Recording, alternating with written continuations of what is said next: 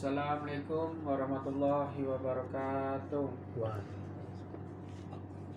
Alhamdulillahirabbil alamin wassalatu wassalamu ala asrofil anbiya'i wal mursalin wa ala alihi washabihi radhiyallahu ajmain. Amma ba'du. Faya ittaqullah haqqa tuqatih wa la tamutunna illa wa antum muslimun. Bapak-bapak, ibu-ibu semuanya, marilah pertama-tama kita panjatkan puji dan syukur kehadiran Allah Subhanahu wa taala dan Nabi besar kita Nabi Muhammad sallallahu alaihi wasallam dengan mengucapkan Allahumma sholli ala sayyidina Muhammad wa ala sayyidina Muhammad.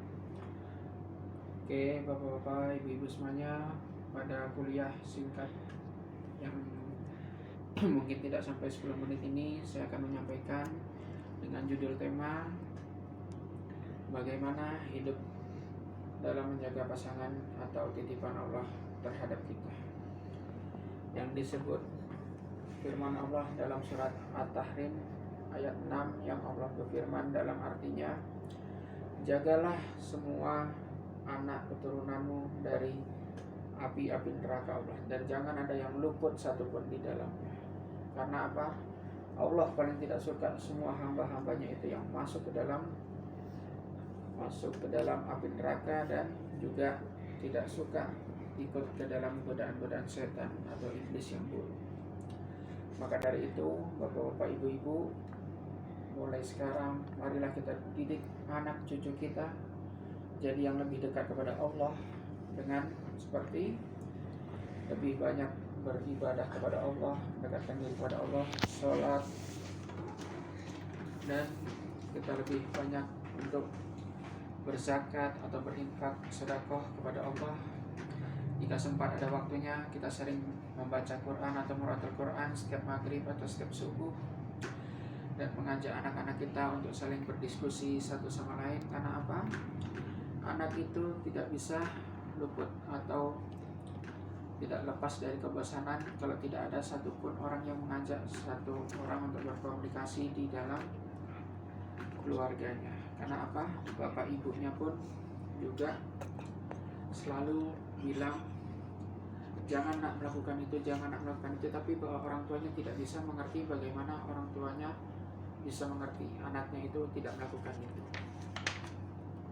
Dan bagaimana juga Allah bilang jangan sampai anak-anakmu masuk ke neraka, itu maksudnya jangan sampai anak kita tergoda, tersetan atau terenakan dengan duniawi ini.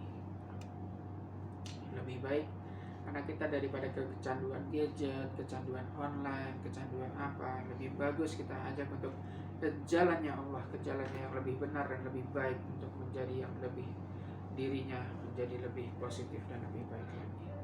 Karena apa? Berapa pekan ini baru kita dengar yang namanya baru saja rumah tetangganya sendiri dibakar. Karena apa? Anak itu tergila-gila oleh permainan online dan dia tidak bisa mencari top up untuk online-nya itu sendiri. Akhirnya dia stres, dia apa, dan dia membakar rumah tetangga itu, dan akhirnya apa? Orang tuanya lah yang malu, orang tuanya yang apa. Nah, seperti itu juga sudah mencerminkan dari surat At-Tahrim tadi apa? Bisa jadi kita untuk masuk ke dalam api neraka itu tadi. Karena apa? Tidak bisa menjaga malu orang tua kita, dan tidak bisa menjaga diri kita untuk dari berbuat yang tidak diinginkan oleh Allah. Maka oleh karena itu, ajaklah anak itu jadi yang lebih baik dan lebih positif dan lebih enak lagi, dan jadi yang lebih baik lagi. Dan kita pun sebagai laki-laki, bapak atau ibu, dibilang juga terhadap pasangan kita sebagaimana yang dibilang dalam surat At-Tahrim ayat Al-Furqan ayat 74, dibilang Rabbi auzi'ni an askura ni'mataka allazi amtala ya ba'ala ya amalan sanatadahu wa dahini bi rahmatika fi ibadikas sholihin. Ya Allah, jadikanlah dia penyejukku, pandanganku, penyejuk hatiku, dan jadikanlah aku pemimpin yang bertawakal. Maka apa?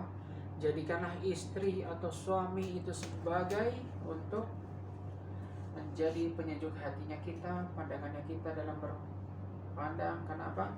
Di setiap hari kita, setiap saat kita memandang, hanya itu ke itu saja yang kita lihat. Hanya itu apa? Tapi kita selalu sejuk, selalu santai, dan selalu senang, bahagia melihatnya.